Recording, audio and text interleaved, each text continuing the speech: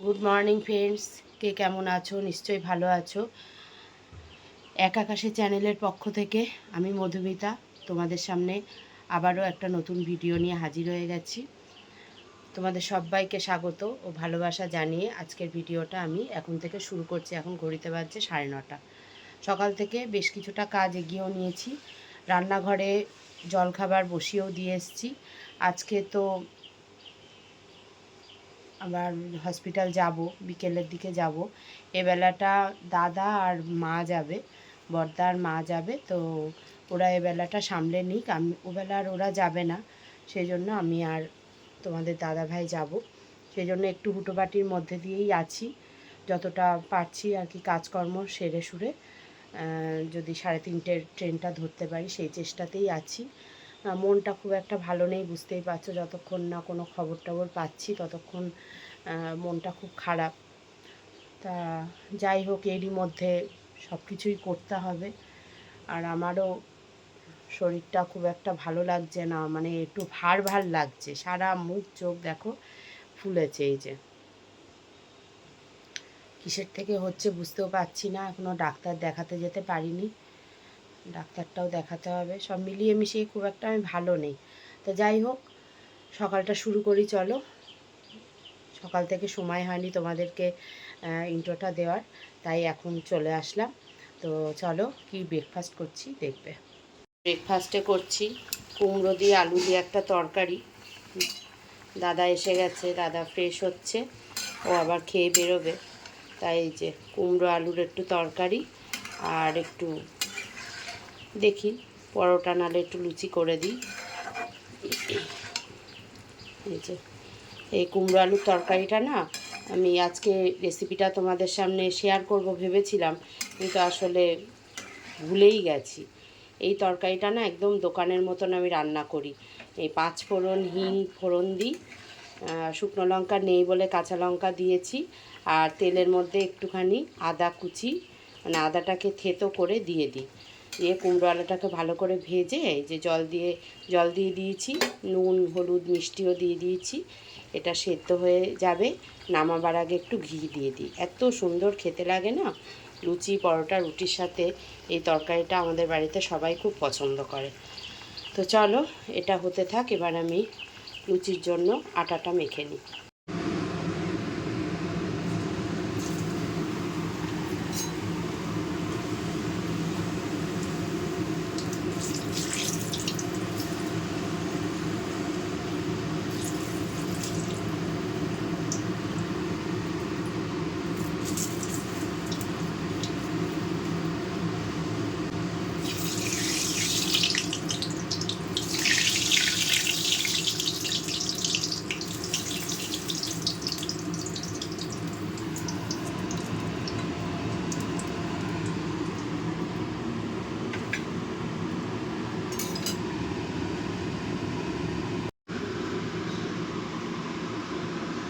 আমি রান্নার সমস্ত কুটনোগুলো কেটে ধুয়ে রেখে দিলাম। আজকে কি কি রান্না করব তার সব জোগাড়যন্ত্রগুলো করে নিয়েছি।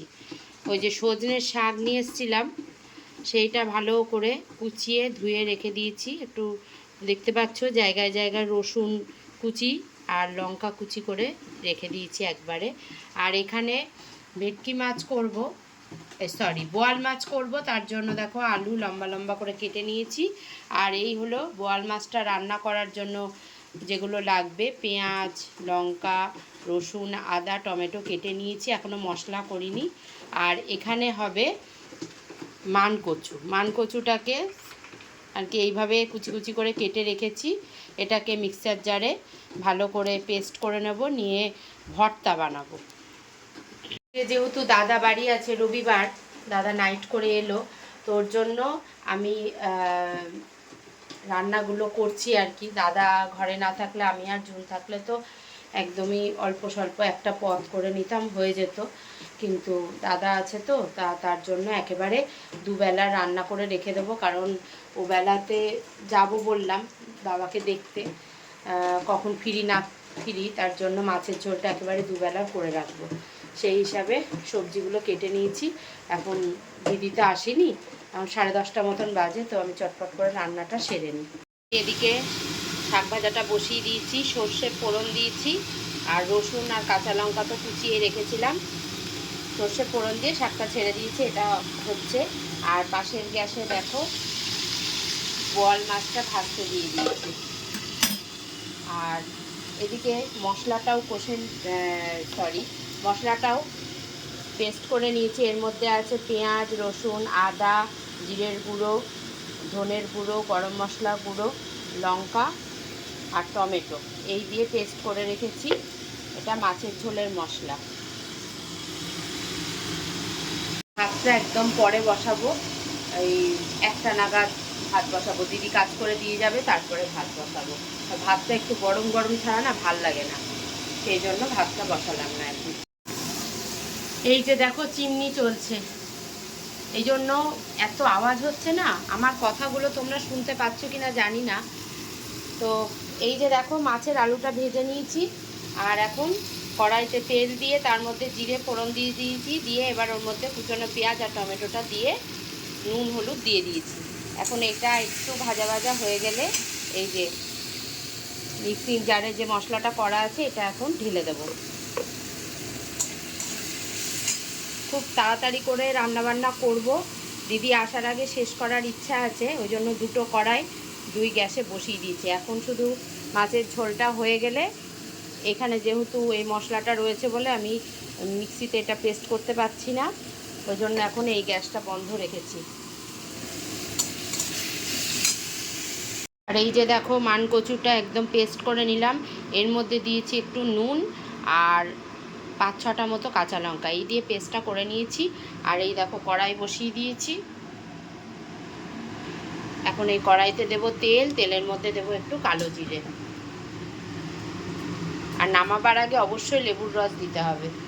আর এই রান্নাটা একটু মিষ্টিটা বেশি লাগে, আর একটু মানে ঝাল ঝাল টক মিষ্টি, মানে সব কিছুটা একদম সমানে সমানে থাকলে খেতে খুব ভালো লাগে। বিশেষত জ্বর সর্দির মুখে তো এই রান্নাটা খেতে ভীষণ সুস্বাদু লাগে। দেখো কড়াইয়ের মধ্যে দিয়ে দিচ্ছি কালো জিরে।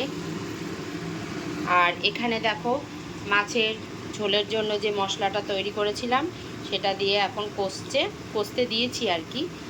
আর ওটা বেশ তেল ওপরে ভাসবে, তখনই আলুগুলো দিয়ে আর একটু কষবো। এখন এই যে পেস্টটাকে আস্তে করে ছেড়ে দেবো।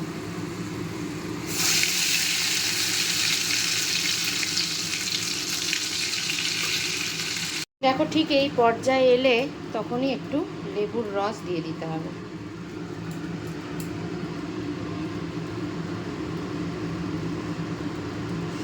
বীজগুলো পড়ে গেল আবার।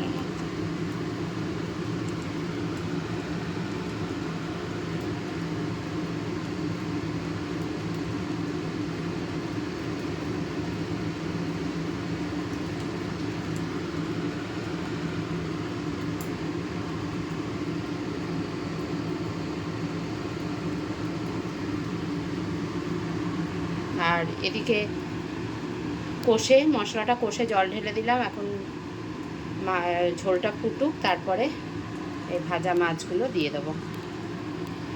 তো এই গ্যাসে আলুটা প্রায় সেদ্ধ হয়ে এসছে, এখন মাছগুলো ছেড়ে দিলাম। তো এটা হোক। আর এখানে দেখো ভাতটা বসিয়ে দিয়েছি। আর রান্নাঘরের অবস্থাটা দেখতে পাচ্ছ কি হাল হয়েছে। রান্না করতে গেলে তো এগুলো হবেই। এখন এদিকে যা হচ্ছে হোক, আমি এই সুযোগে রান্নাঘরটাকে পরিষ্কার করে নেব, তারপর ফিরে আসছি তোমাদের কাছে। দুপুরবেলা খেয়ে দিয়ে একদম স্নান টান করে রেডি হয়ে নিয়েছি, এখন যাব হসপিটালে।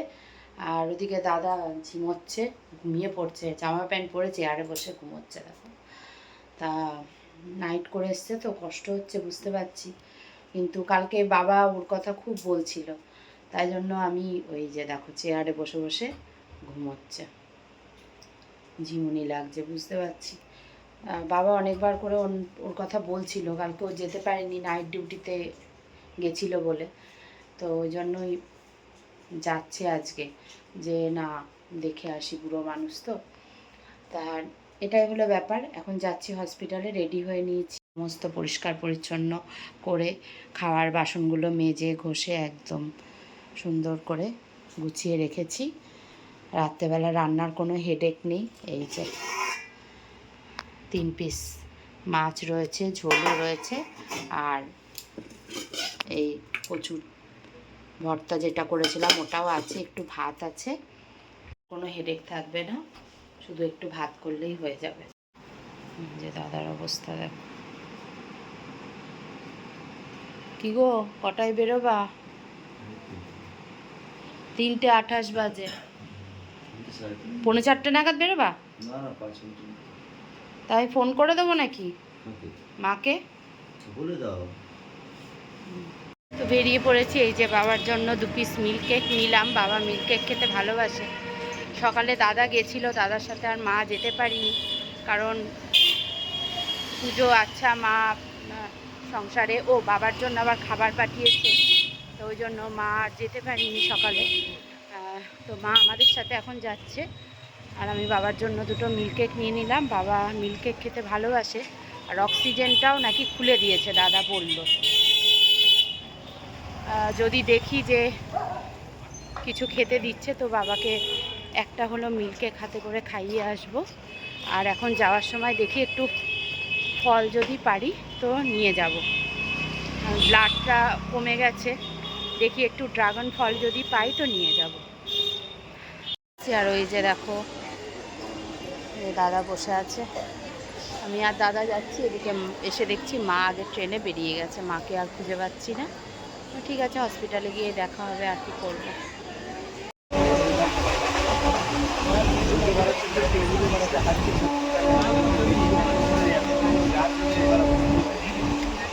হসপিটাল, এই যে তাকা ওদিকে।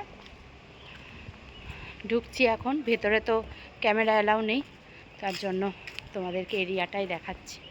দেখি বাবা আজকে কেমন আছে, তারপরে তোমাদেরকে আপডেট দিচ্ছি। এখন হসপিটাল থেকে ফিরছি, মা আর ওই যে আমাদের দাদা। হ্যাঁ মুন, না না মুন কালকে আসবে, মুন কালকে আসবে, সেই জন্য কালকে বললো যে মা কালকে একটু যাবো আমি, তাহলে হ্যাঁ ঠিক আছে কালকে আসবে। বাবা ট্রেনে বসে আছে, সেখান থেকে বৃষ্টি শুরু। তো আজকে তো সোমবার, এই সরি আজকে রবিবার। বাবা আজকে রবিবার, কালকে সোমবার, একটু শ্রাবণ মাসের 3য় সোমবার, তার জন্য একটু বাজার করতে হবে। সেই জন্যই হেঁটে দেখি ফুলালা মাসি বসেছে নাকি, সেই জন্য যাচ্ছি। দেখো কি অবস্থা বৃষ্টিতে। পুরা আমি এই একটু আগে বাড়িতে এলাম, এখন ঘড়িতে বাজছে দেখো 8:30। তো ওখান থেকে বেরিয়েছি 7টা নাগাদ। ফ্যানটা বন্ধ করি। তো বন্ধুরা ওই হসপিটাল থেকে তো বেরোলাম 7টা নাগাদ, তারপরে একটু চাটা খেয়েছি স্টেশনে, খেয়ে ট্রেনে উঠেছি। তারপরে কি বৃষ্টি, বাপরে বাপ, মানে একদম ঝমঝমিয়ে ভালো বৃষ্টি হয়ে গেল। তাই এসে যাই হোক বাজারে টুকটাক কাজ ছিল, সেরে এই জাস্ট বাড়ি এলাম। এসে দেখো না শ্যাম্পু করেছি, ট্যাম্পু করে একদম স্নান করে নিয়ে এলাম তোমাদের সঙ্গে দেখা করতে। আর যে কথাটা তোমাদেরকে বলবো সেটা হলো, আজকে বাবা কেমন আছে দেখে এলাম, তাই তো। তো আজকে বাবাকে আমি কালকে যে অবস্থায় দেখে এসেছি তার থেকে আমার কাছে একটু ভালো লাগলো। কিন্তু আমার মা গেছিলো, তো মা বলছে যে বাবার পরিস্থিতি নাকি ভালো না। কারণ কি সকালবেলা দাদা গেছিলো, দাদা যে ডক্টর রয়েছেন আর কি, ডক্টর বলতে এখন জুনিয়র ডাক্তাররা বাবার দেখাশোনা করছে।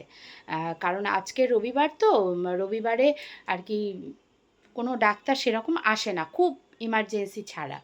তা ওই জন্য বাবা যে ডাক্তারের আন্ডারে পড়েছে সেই ডাক্তারটা কালকে সকাল 10টায় আসবে। তো কালকে 2 দাদা যাবে, গিয়ে ডাক্তারের সঙ্গে কথা বলবে। আর মা বলছে যে দেখ, আমি সবসময় তো বাবাকে দেখি, এটা ঠিক কথায়, বাবার সাথে সাথেই সবসময় মাই থাকে। আর বাবার শারীরিক পরিবর্তনগুলো না মা খুব ভালো করে বোঝে। তা মার সাথে ট্রেনে আস্তে আস্তে কথা বলছি, মা বলছে যে দেখ, আমি যেরকম দেখেছি বাড়িতে, সেখান থেকে ওই অক্সিজেন মারফত যে নিঃশ্বাসটা নিচ্ছে, এটা তো কাজের কথা নয়। এটাকে বাদ দিয়ে যদি বাবা ঠিকঠাক স্বাভাবিকভাবে নিঃশ্বাস নেয় বা সেই হাঁপ ভাবটা কমে, তাহলে পরে সেটা একটা ইমপ্রুভ বলা যায়। তো ট্রিটমেন্ট সেমন কিছু হয়নি, যেরকম অক্সিজেন দেওয়া ছিল সেরমই আছে, শুধু ওরা খাওয়াবার সময় অক্সিজেনটা খুলে দিচ্ছে, তাছাড়া যেমন ছিল তেমনই। আর আরও বাথরুম টাথরুম বা পটিতে যে বাবা যেতে পারছিল সেটা ওরা বেডেই ব্যবস্থা করছে। হ্যাঁ, এরকম পরিস্থিতি এখন দেখে এলাম। আর মা বলছে যে দেখ মানে চোখের বোঝা যায় নাকি, মা একটা অভিজ্ঞ মানুষ তো, মা এগুলো বোঝে, ওই চোখের ভাবগতি বা বাবা হঠাৎ হঠাৎ অ্যাডামেন্ট হয়ে যাচ্ছে, এগুলো মা বলছিল মানে আমার কাছে ঠিক ভালো লাগছিল না। তা যাই হোক, এটা শুনে আমারও খারাপ লাগছে, কারণ আমার কাছে তো বাবা সব সময় থাকে না, আমি তো বাবার প্রত্যেকটা মুহূর্ত তো অতটা জানি না, যেটুকু মার কাছে শুনি সেটুকুই। তা দেখা যাক, এখন কালকে দুই দাদা গেলে তারা ডাক্তারের সাথে কথা বললে তারপরে জানতে পারবো। আর আমি জুনিয়র ডাক্তারের সঙ্গে আজকে কথা বললাম, তিনি বললেন যে ওনার গতকালকে যে ব্লাডটা নেওয়া হয়েছে তার রিপোর্ট নাকি আগামীকাল আসবে। আর যে ডাক্তারের আন্ডারে পড়েছে সেই ডাক্তারের নামটাও শুনলাম, আর বললো সকাল 10টার সময় এসে ওই ডাক্তারের সঙ্গে কথা বললে সবটা জানতে পারবেন। এইটুকুই আপডেট আছে। তো যাই হোক, এখন দেখা যাক। কাছের মানুষরা ভর্তি থাকলে হসপিটালে প্রত্যেকটা মুহূর্তই টেনশানে কাটে, এই শোনা যাবে আজকে একটু ভালো, পরক্ষণে শোনা যাবে আবার খারাপ অবস্থা হয়ে গেছে।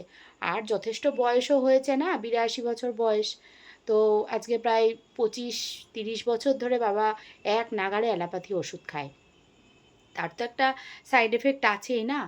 তো তাও আমার বাবার খুব মনের জোর, প্রচণ্ড মনের জোর, এইটাই বাবাকে মানে ইমপ্রুভ করতে হয়তো হেল্প করবে। তা জানি না, ঈশ্বর ভালোভাবে বাবাকে বাড়িতে ফিরিয়ে দিক, এটাই ঈশ্বরের কাছে কামনা করি। তা এই হলো আপডেট। আর এখন আমি আর রাত্রিরে রান্নাবান্না বলতে তো তোমাদেরকে দুপুরবেলা বলেছি যে সবই রান্না মোটামুটি দুবেলার করে রাখা আছে, শুধু একটু ভাত করলেই হয়ে যাবে। তাহলে আজকের ভিডিওটা আমি এইটুকুই রাখছি, দেখা হচ্ছে কালকে নতুন কোনো ভিডিও নিয়ে। ততক্ষণ অবধি তোমরা সবাই খুব ভালো থেকো, সুস্থ থেকো, কারণ এই কথাটা আমি রোজই বলছি, প্রচণ্ড অবস্থা খারাপ, প্রতি ঘরে ঘরে জ্বর, শরীর খারাপ, বমি, হসপিটালেও মানে ম্যাক্সিমাম রুগী এরকম ভর্তি রয়েছে যে জ্বর আসছে, ওষুধ দিচ্ছে, ইঞ্জেকশান দিচ্ছে, যেই জের কেটে যাচ্ছে আবারও সেই, তার সাথে বমি, তার সাথে শ্বাসকষ্ট, মানে ম্যাক্সিমাম রুগী, যদি ওখানে 10টা রুগী ভর্তি থাকে তার মধ্যে 6খানা রুগীরই এই রকম পরিস্থিতি। তা ওই জন্য এই খারাপ পরিস্থিতির মধ্যে প্রত্যেকে নিজেদের খেয়াল রেখো, সুস্থ থেকো, সাবধানে থেকো, এটুকুই বলবো। তাহলে চলো আজকের মতো বিদায় নিচ্ছি, দেখা হচ্ছে নেক্সট ভিডিওতে। আর আমার ভিডিওগুলো কেমন লাগছে সেটা অতি অবশ্যই কমেন্ট করে জানিও, ভালো লাগলে একটা লাইক করে দিও। আর আর কি বলবো, আসছি। আর আমার ভিডিওতে যারা নতুন তারা অতি অবশ্যই আমার চ্যানেলটাকে সাবস্ক্রাইব করে আমার পাশে থেকো। টাটা বন্ধুরা, গুড নাইট, ভালো থেকো।